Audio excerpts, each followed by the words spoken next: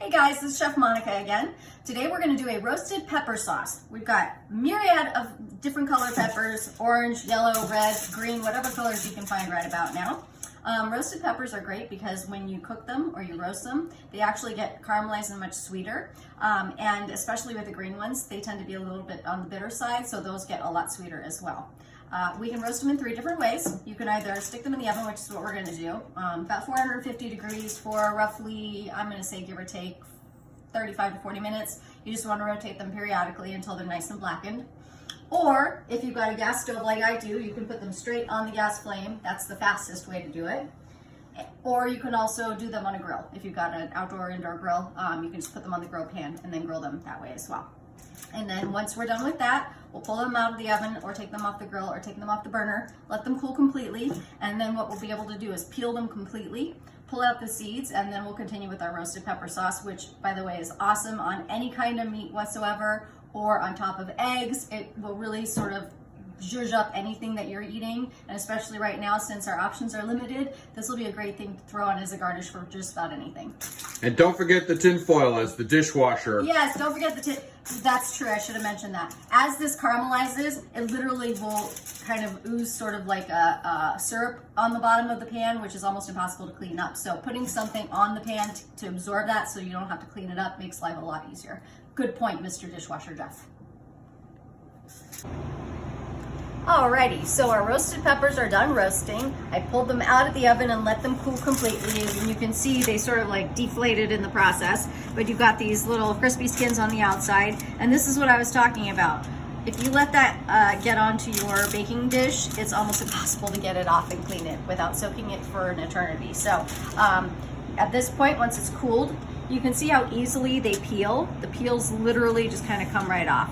And so you want to peel all of these off, and then also you want to kind of scoop out as much of the seeds as possible. If a couple of them get in there, don't fret about it. It's not that big of a deal. But we're going to put all of these into our Vitamix and or blender, and then we'll add the rest of the ingredients.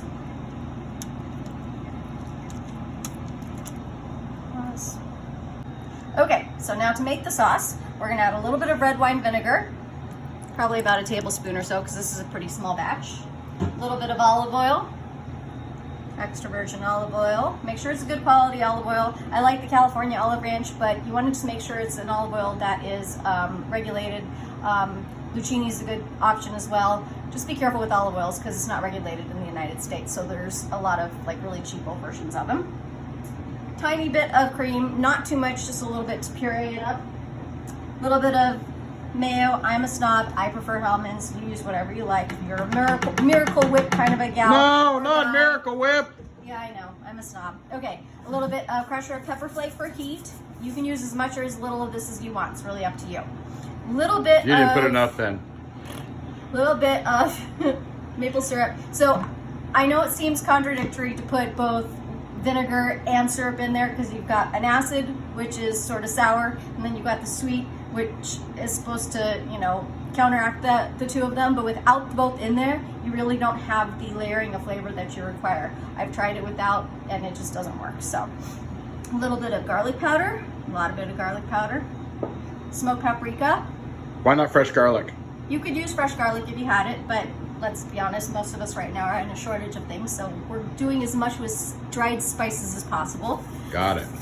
Pinch of salt, and then fresh cracked pepper. And then we're gonna go ahead and puree this all together, and then I'll show you what it looks like when it's done.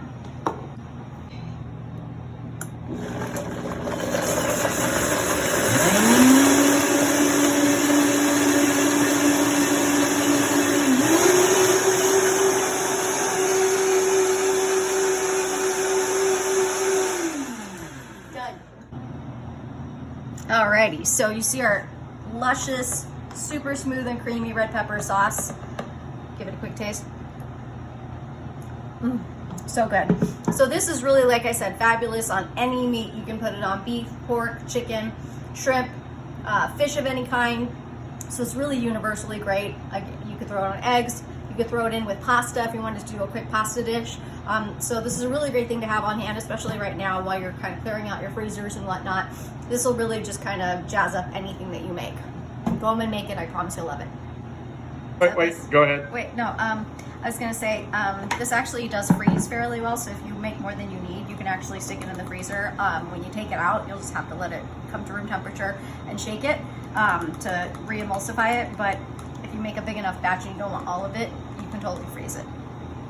Okay, now we're done.